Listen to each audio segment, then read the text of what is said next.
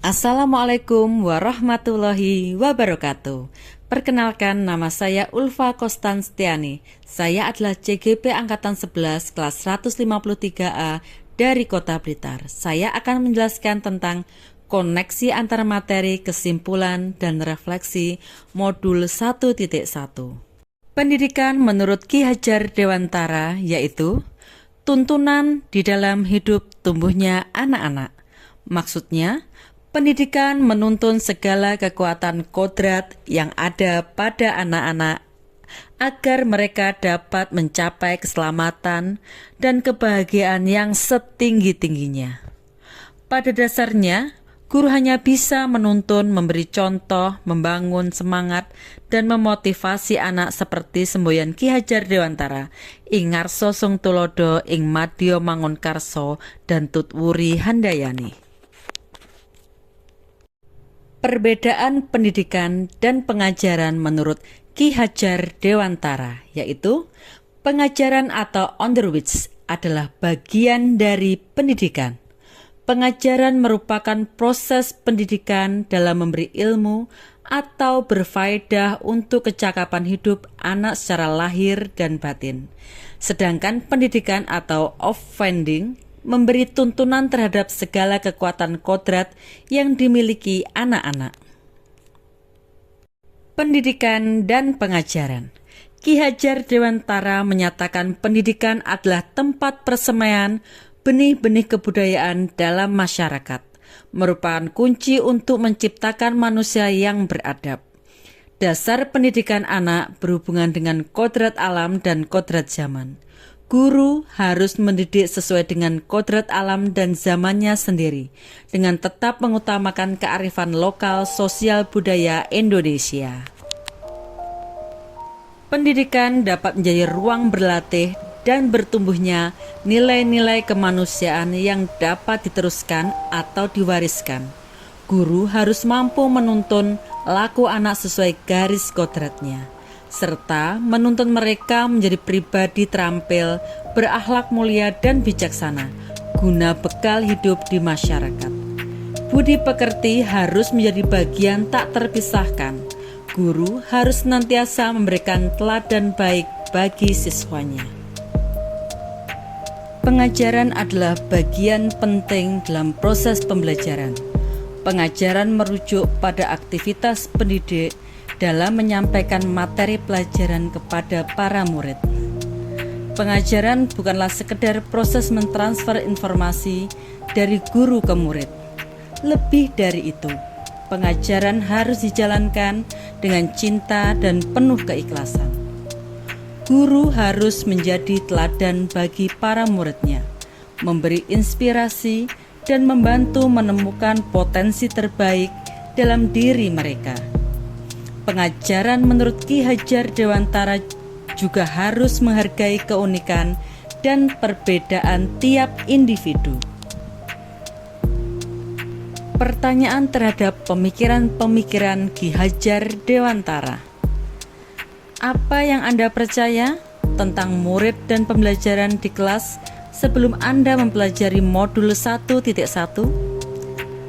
Apa yang berubah dari pemikiran atau perilaku Anda setelah mempelajari modul ini?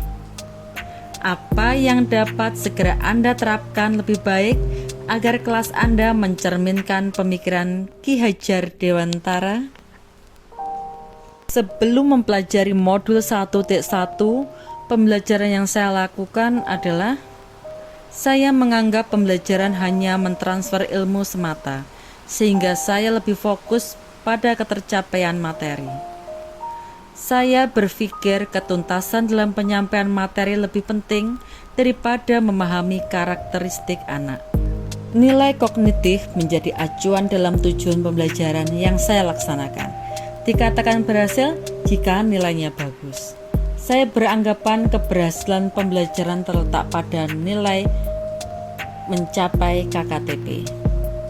Saya sering merasa gagal atau mengeluh jika banyak murid yang tidak tuntas setelah melakukan evaluasi. Saya masih merasa murid harus mengerjakan atau memahami kegiatan pembelajaran sesuai dengan contoh keinginan saya atau disebut dengan teacher center. Namun, setelah mempelajari modul 1.1, saya merasa harus merubah pemikiran atau perilaku saya. Perubahan pemikiran atau perilaku saya setelah mempelajari modul ini. Ternyata pembelajaran tidak hanya sekedar mentransfer ilmu, melainkan menuntun dan memerdekakan murid untuk dapat menumbuh kembangkan potensi yang dimiliki sesuai dengan minat dan bakat. Memperhatikan semua aspek pembelajaran, baik kognitif, psikomotorik, sosial, afektif, spiritual, juga budaya. Memberikan ruang kepada murid sebagai objek pembelajaran, yaitu kebebasan berekspresi dan berkreasi, mengemukakan pendapat, dan memilih cara belajar.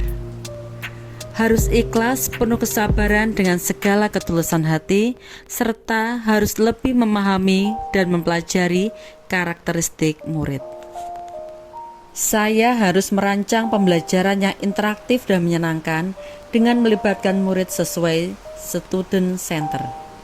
Serta saya harus menerapkan pembelajaran abad 21, yaitu berpikir kritis, kreatif, komunikatif, dan kolaborasi. Strategi yang segera saya terapkan agar kelas mencerminkan pemikiran Ki Hajar Dewantara. Strategi yang akan segera saya terapkan yaitu merancang pembelajaran yang interaktif dan menyenangkan dengan melibatkan murid sesuai dengan prinsip student center dan sesuai dengan kebutuhan murid, serta memperhatikan kodrat murid baik kodrat alam maupun kodrat zaman yang relevan dengan konteks kebudayaan.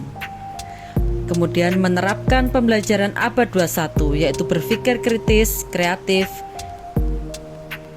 komunikatif, dan kolaboratif. Pembelajaran yang menuntun bukan menuntut, mengenali karakter dan latar belakang murid dengan melakukan asesmen, diagnostik, dan komunikasi. Kemudian menggunakan metode, strategi, dan media pembelajaran yang kreatif, inovatif, dan memanfaatkan teknologi dalam pembelajaran.